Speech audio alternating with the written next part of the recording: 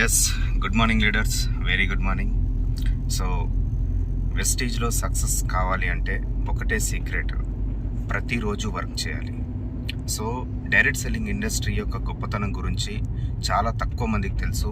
In ఫ్యూచర్లో direct selling ఎంత గొప్ప స్థాయిలో ఉండబోతుందనంటే మై డియర్ ఫ్రెండ్స్, 2030 వరకు డైరెక్ట్ సెల్లింగ్ నుంచి వెళ్ళి కొన్ని లక్షల మంది కొన్ని లక్షల రూపాయలు ఎవ్రీ మంత్ తీసుకుంటారు.